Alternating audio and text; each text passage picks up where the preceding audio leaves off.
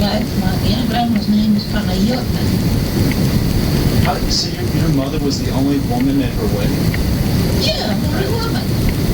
And she was here, the only woman, see, because they were, all the men were here, all men, no Greek women. Mama was the first when she came here, and she was alone until she married my father after she was 18. She came here when she was 16. She married him when she was 18, and then I was born in November of that year that she got married. At the end of the year, nobody else was here yet. Until February, I was 3 months old, when my grandmother from Greece and my mama's other sisters all came.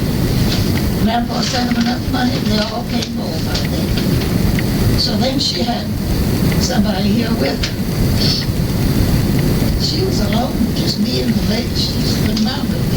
And so none of the other men that were at the wedding had wives? No, none of them. They were all single. She had her choice. She could have married any of those men. Yeah, she did. Yeah. I'm sure there were a lot out there, weren't there? And she cooked for them to eat, and they'd work for that for my papa in the market, and they'd all come home and eat. And I wouldn't eat, would help them. She'd cook for them. And she also helped my grandfather with the candy. He was making the candy, and she learned to make candy with him and help him. Well, anyway, on her wedding day, she set the table in the dining room for them all to eat after the wedding was in the house, because we didn't have a church here, and the priest from Galveston came to marry them, and they got married in the living room. And she had the table all set for them to eat afterwards. And she had started cooking the dinner, and the best man, my godfather later, he was my godfather, the best man, helped with the cooking. And every once in a while the ceremony was on, he'd run to the kitchen and stir the food, because he was ready to burn. Well, anyway, as they all sat down to eat, there were no salt and pepper shakers at the table. No salt and pepper. Salt and pepper on the table.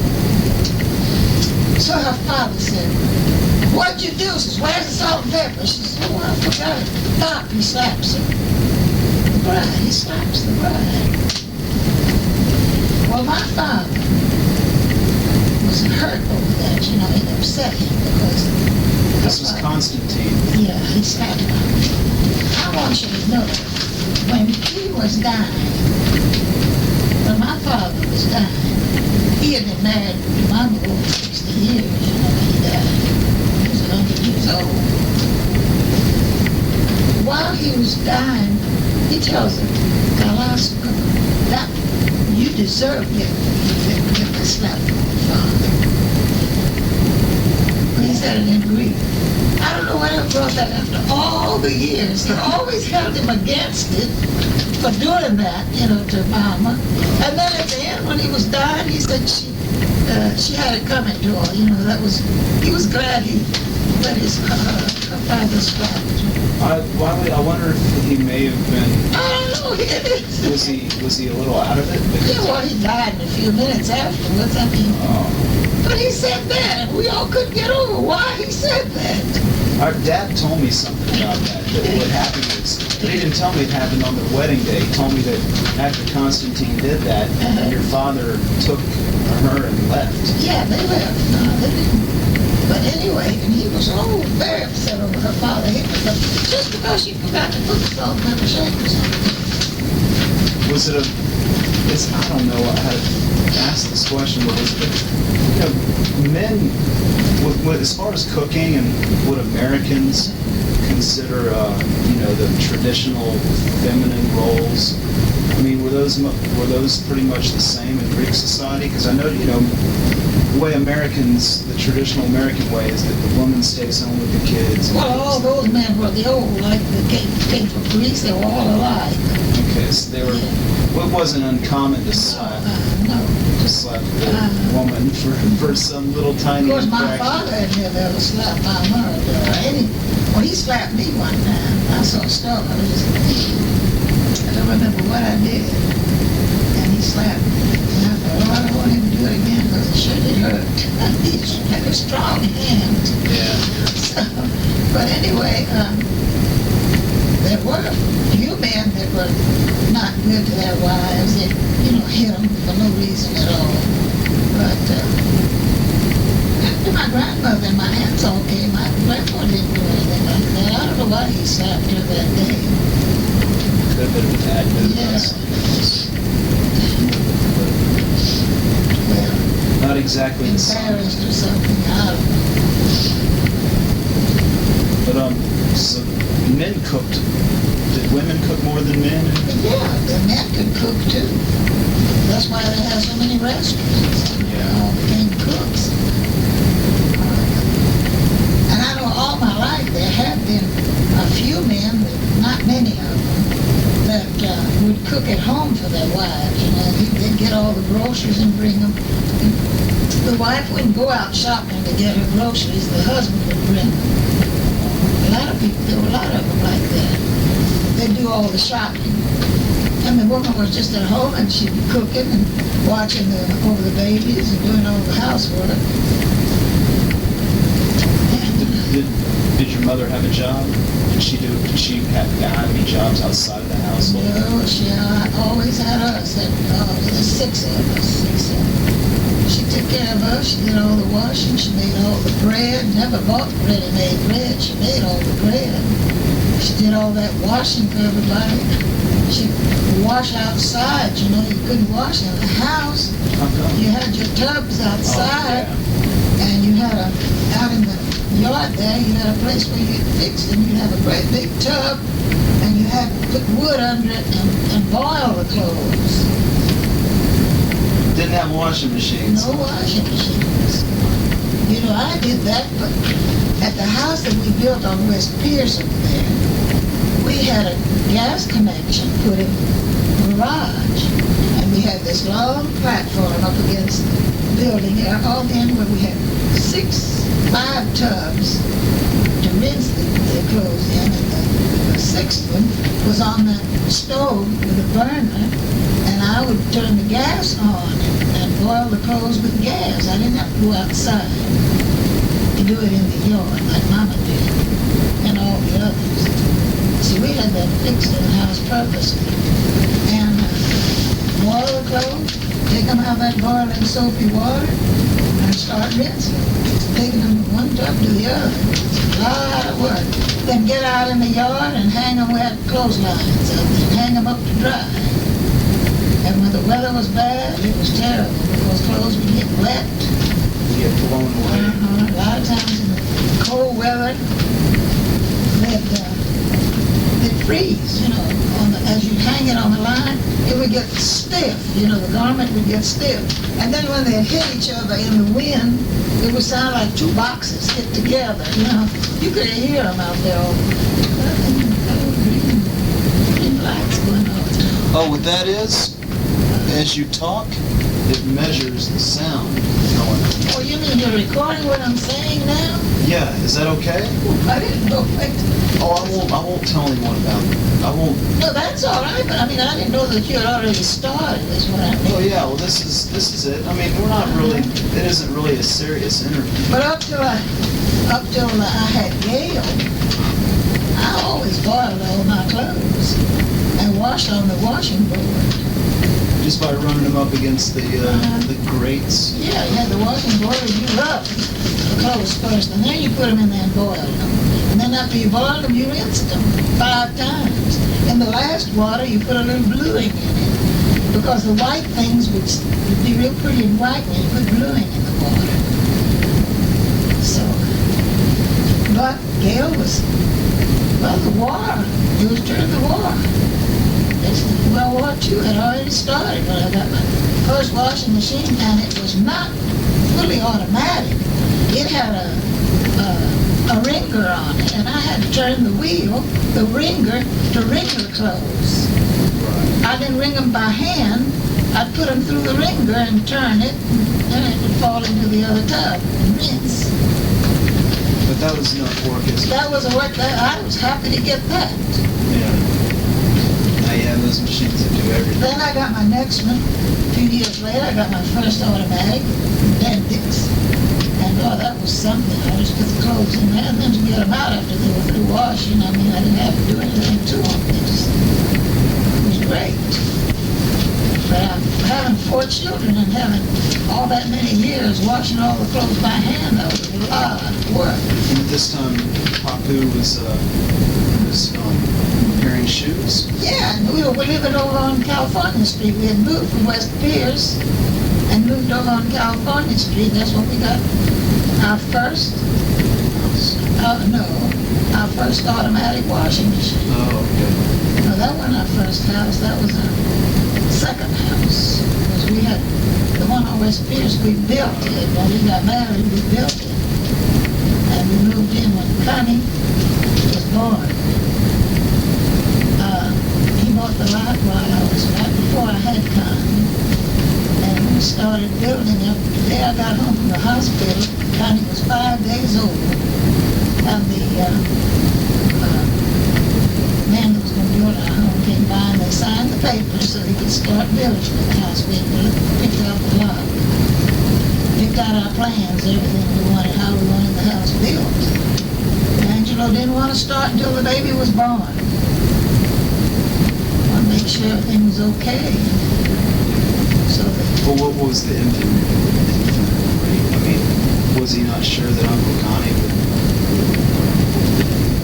everything would be all right with his birth? well, yeah, he was, I don't know, he just said he wanted the baby to come and be through with that part of it. The infant mortality rate then? Yeah, well, a lot of babies. I lost a sister. She was just 7 months old. It was next to me, between me and my brother John. And one of my aunts, my mother's sister, lost a boy and a girl. They were both close to 5 years old. One was 4, the other one was 5. Just got sick. Got sick and died. Let's see. Aunt Mary had 7 children lived after that. And one of the boys was injured during World War II in the Pacific. He was a Marine. And he was all shot, his insides were all shot to pieces. And he was dying in the hospital and he wanted to come home and die. So they let him come and he died here. But he was really wounded over there.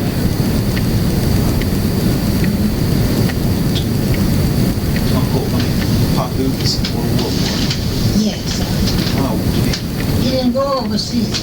He was stationed in San Diego, California, the whole time. And then when the war was over, and he came to, for some reason, he got his discharge papers in Douglas, Arizona.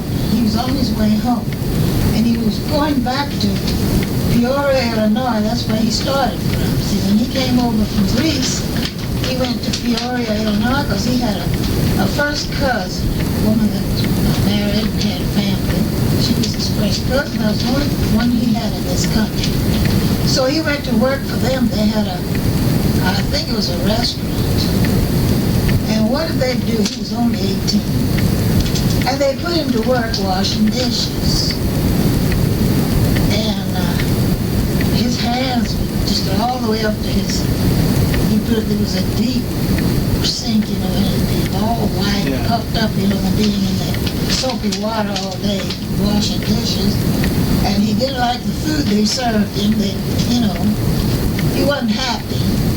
And so one day he walked into the shoe repair shop that was over there by the restaurant. And somehow he couldn't speak English, but he got behind the counter there, and he picked up a pair of shoes, and he was trying to work it on the machine to fix it. And when the owner saw that he was doing such a good job, he gave him a job. He put him to work. He got good pay and everything, and he was being treated real well. But the war had broken out, and he decided to enlist. How come? Well, this really wasn't his, I guess it was his country. Well, he was determined. He was going to help, and he enlisted. He didn't know a word of English, But he still wanted to help the country. So they shipped him straight to San Diego from Peoria, Illinois. So there he was having, and he had a mustache. And they made him shave it. The men were making fun of him, not only because he couldn't talk to, they made fun of him. And just like one day he said, his commanding officer told him something he told him to do, to go down there and do, and as he was walking across there, he asked somebody where that place was, and one of the men tells him, oh, it's over yonder. So he walks on, he used to tell us the story. He walks over the next person, he says, where's yonder?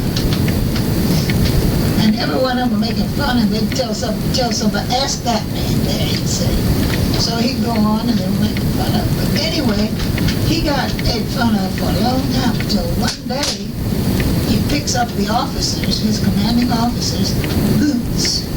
Because they wore boots, they were in the horses, you know. They wore boots, and they had all kinds of leather stuff there. And he saw something broke on his boot, the strap or something. And Angelo ran over there and took it, and he went to the machine, and he fixed it. So when the officer realized that the man knew something about leather, he took him from where he was, and he gave him the job to work on all of the officers' shoes, boots, the saddles, everything that was leather. In other words, he made a mechanic out of him. That's where he came out of. He was a mechanic in the service of that department. And from then on, he was right there working with leather the whole time, and not out there like the other men were working. Right. So on the he front was, lines. yeah, he was in the, yeah, so he was very proud of his position. I'm pretty happy. Anybody would. I'd be happy. So he stayed in there the whole 16 months, you know, it lasted until the armistice was signed. And then, like I say, he was heading back for Peoria. And he had heard that one of his friends that he had in Greece was living in Houston with his wife. They were living here. She was teaching Greek school here. And he decided, since it's on the way, when he got off the train, he decided to stop and stay overnight and visit them, and then go on back to Peoria. Peoria, Illinois? It's right near Chicago. So when he got here in Houston, I guess he went out, saw a little of the town, and he liked it, and he went into it's now the Houston Shoe Hospital. Mr. John Mader's shoe repair shop downtown. Still there? He went in there. No, now it's called, they call it Houston Shoe Hospitals. But then it was called the Central Shoe Shop, and it was owned by Mader. He gave him a job. So he decided to stay in Houston. He didn't go to Peoria. And that's when I met him. He had just come here, and he got a room at the Greek teacher's house. She rented him a room. And I was invited to come on a Sunday. They had a christening. My godfather's little girl was being baptized, and they invited me to come to the christening. And I went. I came down from Marlin to go to Greek school here, and I met Angelo, and that's when I fell in love. I was 13 years old. You were pretty, and he was. He was 28. Is that a common thing for Greek men to marry, younger wives? It was with men, and I fell in love with him. Well, it's because your parents did that way. And now my father, married my mother, 12, 13 years older. That's the way Angelo was. So was my father, the same way. But anyway, it was. He stayed in Houston, and he was glad he did. He liked it. He never went back to Peoria. And then after that, he met me, and after when we did get married, then he had opened a shop of his own, and he bought the lot so we could build us a home. Did you ever get credit, or did you pay cash? Well, he had good credit, but he also loved to pay cash because he never liked to pay interest on things. You know, he loved to pay, like for instance, we built the house on West Pierce. He had paid cash for the lot, which was over $3,000. Then $3,000 was a lot of money. And the house was, when it was completed, it was $9,000, which in those days was a lot of money. And he was paying $600 a month and paid it out in no time. He was not going to pay anything on time. You know, with, make payments on it. Right. No, that way on time is when you start paying. Make a down deposit and you start. Immediately paying. Yeah. But this, he paid it out in a little over, it wasn't even quite, a little over a year. He was still paying for it. And when he bought me the Packard car, which was $3,000, when I had Catherine, I had Catherine. He was going to buy me a new car, and he bought the Packard, $3,000. He paid it in 90 days, paid it in 4 payments, so he didn't pay any interest on it at all. They had deals back then like that? Paid it in 90 days? 90 days. Then when he bought the next car, it was the same thing. And so he had a little Ford, a 2-door little Ford with a little rumble seat in the back. He used to use that for working. That was his. He used it, and the Packard was supposed to be mine. The nicer car. Yeah, the nicer big car. And it was a beautiful car. I've heard about Packards. He loved Packards. I hear they were hard to turn though. They were just so big So big, cars. they were big and hard to park. I didn't have any trouble when I learned how to drive. So he sent the man from that worked, a little black man that worked for him at the shop, he sent him out to show me how to drive, to teach me. And after he gave me 2 lessons, on the 3rd day, I got out there and I tried backing out. And you know, our lot was a high terraced lot. You came out of that driveway and you had to go down, all the front of it was all way high. It still is over there in West Pierce. I don't know if you've never been by to see that house. Yeah. And, is that house still there? yes. On West Pierce? West Pierce, beautiful. We've been in it several times. The kids had to see it. Well, anyway, I came on down, drove around. The next thing you know, I have all 3 of the children. George, your dad, is in a basket on the floor. And I drive all the way downtown now. You know where Foley's is downtown. Yeah. Well, our shop was where Foley Brothers' door is, 1116, that's where our shop was. It was in the Foley's door? Yeah, they tore the building down, put Foley's there, you know, when we lost our lease. And he came over here and built his shop over on West Island. But we were downtown first. He kept the name Main Yes, Street. still kept the same name. So I drove by and waved at him. I honked and I went, and he almost died. Because they all was driving downtown. I just had 3 lessons. And here I took hold of the door. The car just went on. And I had the children in the car with me too, sitting in the back. But I never had any problem. What would a car like that cost? It was a little over $3,000, and he paid it. I told you in 4 payments. So You bought the lot in cash. the same way. I just want to ask one question about when y'all went to town, y'all went to the market.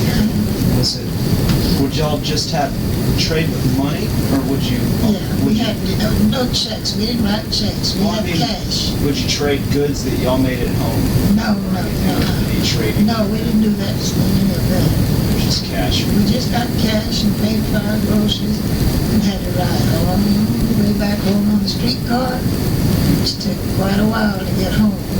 Or sometimes we also had, they called them jitneys, like a cab. people had them would drive them, and they were open Fords, open cars with 2 seats. And they had running boards, and people would hang, even they'd stand on the running board and just hang on. Crowd onto one. They crowd. And then, for a dime, you'd go all the way from downtown all the way down to the ship channel. Because we lived that way out that way, towards the ship channel. What did y'all do for church? You say the Same way. We went to church the same way. Come downtown and come. Our church was over here in front of the city hall. You said there was no Greek. We didn't have a Greek church until I was 12 years old. We had to go to Galveston on the interurban. Was that the train? It was a train, electric train, that went all the way to Galveston and back. It must have taken forever then. Yes, it took a long time, and you had to take it at the corner of Capitol and Milan. You came there and you got on it. And it went all the way down the old Galveston Highway, that's now the old Galveston Highway, and it stopped at Meadowbrook, there at that lot there and pick up passengers. But we'd go all the way to Galveston and then come back on it, the same way. Would y'all do that every Sunday? If we wanted to go every Sunday, we did, and we'd go during Holy Week. For Easter, we'd go down every day that week. What about, how did y'all practice your religion? Just on Sundays? We didn't have any Sunday school here, because what we did after we finally got our own church. But like I said, I was 12 years old when we got the first church, and it was a frame church, and it was right down there on Walker, right in front. Where City Hall is now? The City Hall is, and they have the pool in front. Mm-hmm.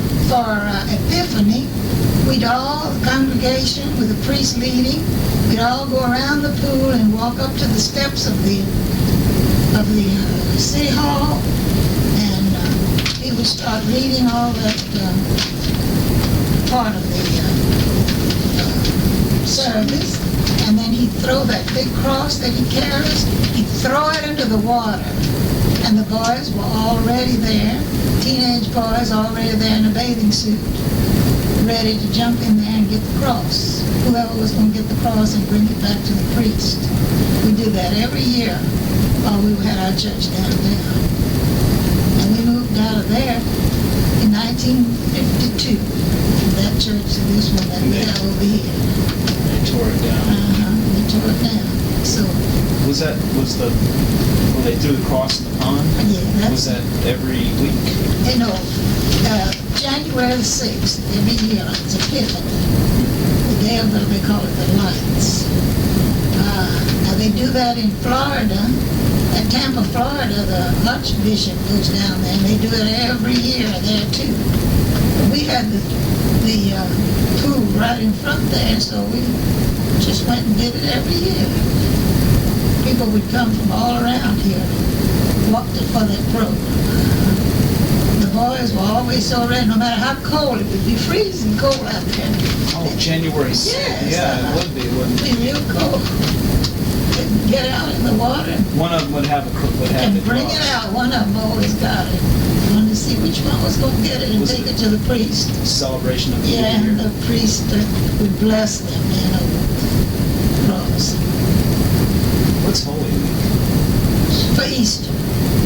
From Sunday before Easter until Easter, that week is all Holy Week. Good Friday is a big day. Did y'all ever, Good Friday is the big... When they go around the outside of the church and carry the tomb with all the flowers on it, the men carry it. You've never been to see it. Your dad never did take you down there to see that. No, Dad never, I don't know how to say it. He never, he always made sure we're proud of being, of our heritage, but he never took, Well, there's so many people that know all about it. They come every year to watch it.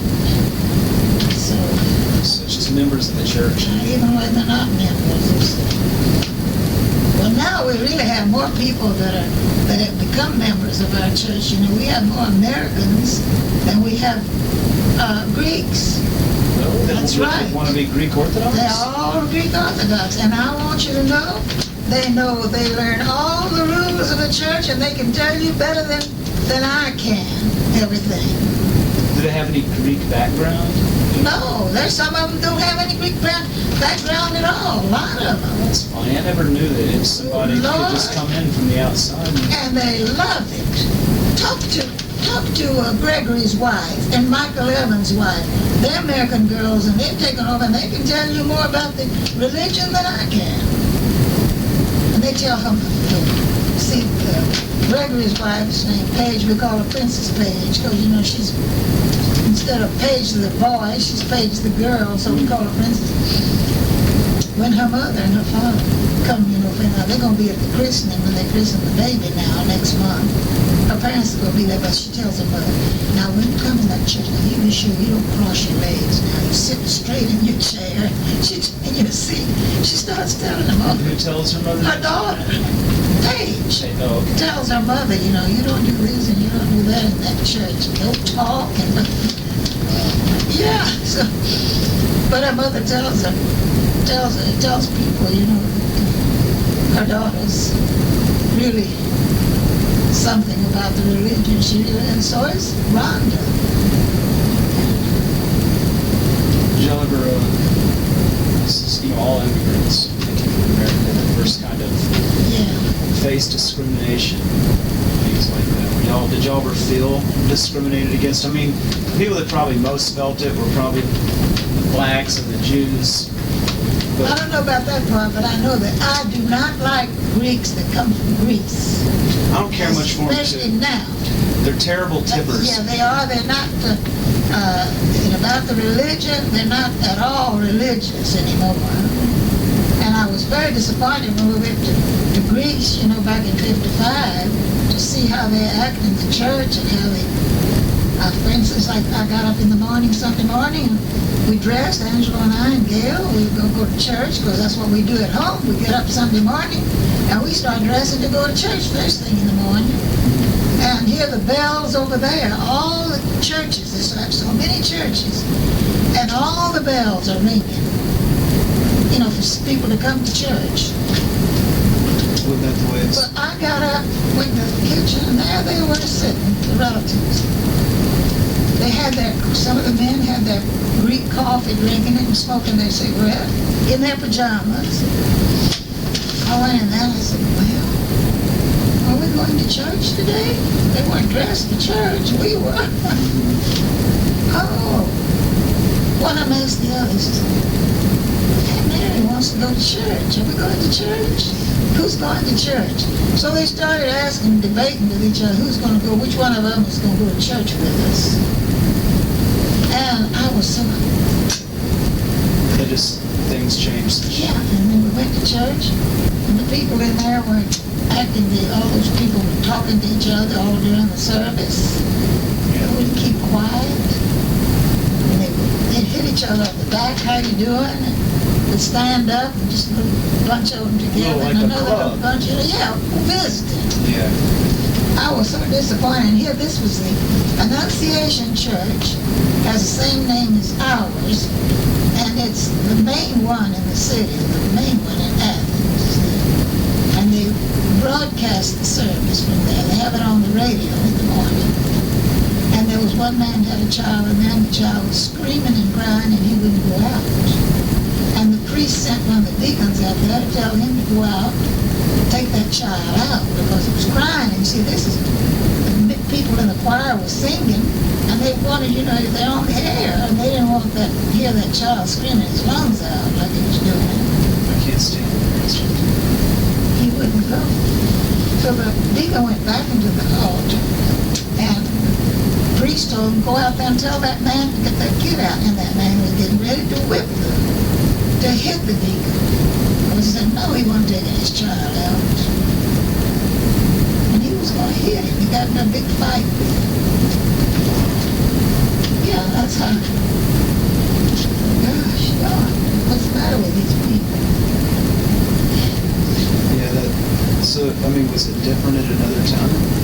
Or is it just the Greeks that came over here wanted to share it? And And I know those that come, I notice those that come from over there, when they come into the church, if they have somebody near them or with them, they talk during the service. They don't pay attention to what's going on there. And, you know, there are certain times there in the service, you know, we're supposed to be crossing ourselves at some points always. I know which ones. And I know when I watch them, they don't do it all. Pick them out. Yeah, not at all. And I think, well, yes, they don't. And I've noticed when we went to Greece that half of them don't. So they don't listen to what's going on. That was 40 years ago. Yeah, It's like it was now. 43 years ago in 1955. But it's like now. It's Worse now. So, I don't have any use for it. And when anybody says, they married somebody and he's over to Greece now. He's come over here. And I feel sorry for the girls that marry them. Myself. They probably have a hard time finding a area. They're all glad to see girls go over there because they all want to come to this country. And yet when they come here, they find all kinds of things wrong with us. I mean, everything we do here is wrong. They're the ones that do everything right. Yeah. I mean, they don't like us. They don't like our country at all. They don't like American Greeks. That's right. They don't. But they all want to come over Come here. over here because they want to make more money than they're making over there. I worked with a bunch of them at the Great Greek. You know how that, I mean, I got a good taste, and I'd never worked around real Greeks before, you know, ones from the other old country, but a lot of them were, you know, I didn't get along with them. You know, just one or two of them were nice guys. Well, they're not. All those guys over there, I don't like them. The old ones, you know, like Papu was and all that, they were different. They were nicer people. And they love this country. That's why they came here. I mean, and they all look at my husband. He just was going to go fight. He was already, you know. Didn't even speak the language. He didn't even speak the language. And then he was happy because our son was able to go, and my brothers and all of them that went. I mean, and my mother worked herself to death for the Red Cross all during the time that she'd leave her work at home and go down there and be with the women at Red Cross, making things, you know, for the servicemen. She worked for the Red Cross, but Papu didn't like the Red Cross. No, Papu don't like the Red Cross here because it doesn't do the things it's supposed to do. It says when he was in the service, they would charge them, and if they gave him a cigarette, they charged them for it. The Salvation Army was good to them and would give them things, but not the Red Cross. There's a lot of people, they don't have to be Greeks, that don't like the Red Cross. And he sure said don't ever give them any money because he didn't think that they gave the money to them where they were supposed to give it. It's going to Elizabeth Dole. Yes. How much does she make? 250 grand a year? I know, but he always said, I wouldn't give the Red Cross a cent. But get the Salvation Army, yes. Yeah, I always remember that. I didn't know that. I always thought the Red Cross was... But I used to see them have the Greek Red Cross also here. And she went there and to both of them. And she knitted and she did everything. Fussed at the women when they didn't come down there to work. And she fussed at them when they cried, you know. She said, don't cry. Who was doing this? The women, the mothers, were crying because their son was off the floor, you know. They didn't like the idea of him being off. They were scared that he was going to get hurt or something. Mom would say, think of the Lord, pray, say a prayer, you know, cry, because that's bad for your son when you're crying. Mama just sit down there and preach to all of them, you know, and tell them, stop that sniffling, stop that crying, knit, and keep your mind on the Lord, and everything's going to come out all right.